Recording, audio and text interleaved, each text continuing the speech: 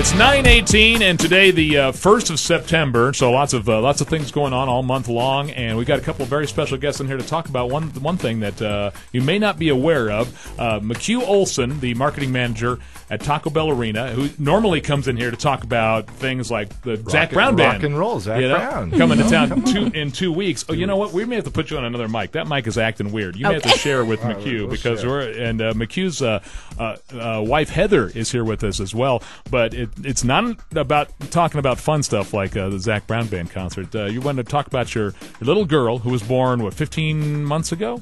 15 months ago, yep. But we had a little baby girl. Her name's Tessa Hope, a great country name. And Tessa was born with hydrocephalus. Hydrocephalus is the leading cause of brain surgery among babies. It affects about 1 out of every 1,000 babies that are born.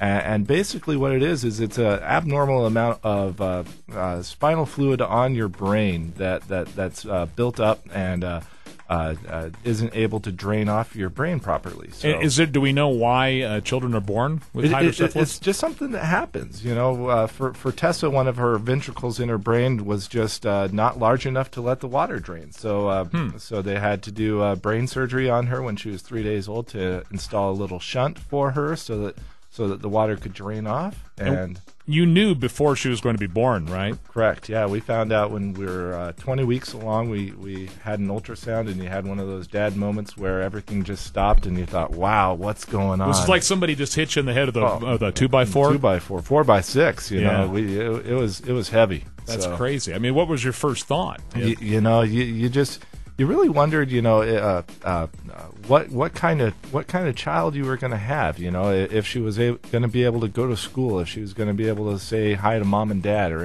any of that stuff. So let's talk about mom moments. We're doing a lot of dad stuff here, but obviously Heather, and you guys can go back and forth if you like. But what was your first thought when you learned this? Did you know a lot of moms have an instinct that maybe something's not quite right? Did you have that at all? It's kind of funny. We have an older child who's 3.5, and pretty normal pregnancy. Everything went fine with that one.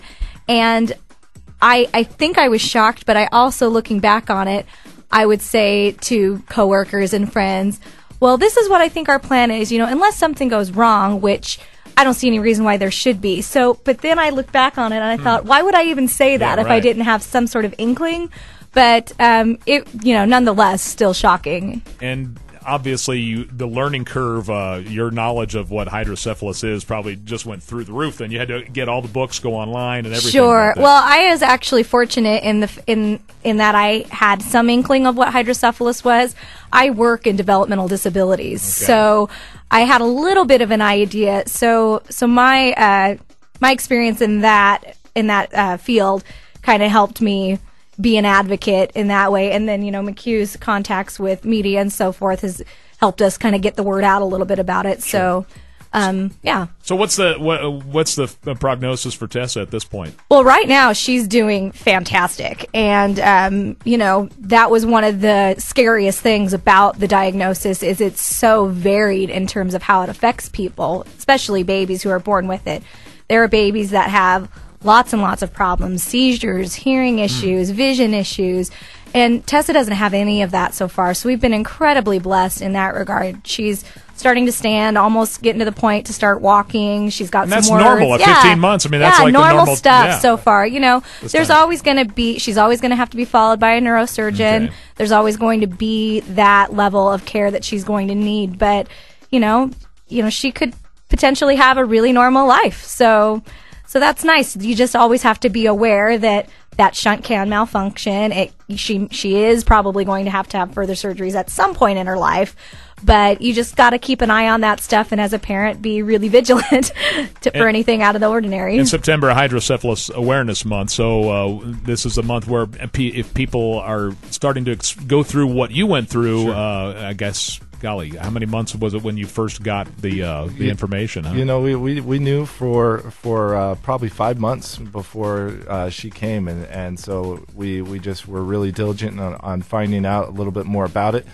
Currently in Idaho, there is no support groups for this. There is no awareness walks or awareness campaigns. So this year, we're just taking baby steps on trying to talk to people about it, trying to make people aware how this does affect people in our community, and how it's not really a death sentence. It's something that anybody can overcome. We have great care here in Idaho, and great abilities to help out these kiddos. And also, if you see people that appear to have some, and Tessa at this point doesn't have any physical signs of it, but I know I went to elementary school in the Midwest, and there was a substitute teacher who had a larger head, sure. and obviously a hydrocephalus patient, mm-hmm. and so there's nothing to mock, nothing to make fun of, right? Right. They're normal, just like you and me. They have a little tube in their head that drains off the water, and other than that, they're just happy people that just want to make a difference in our community too. You got a phone number or website or anything where people can get information if they're curious about this? Well, there is a website on the Hydrocephalus Association. It's www.hydroassoc.org, and that's HYDROASSOC.org.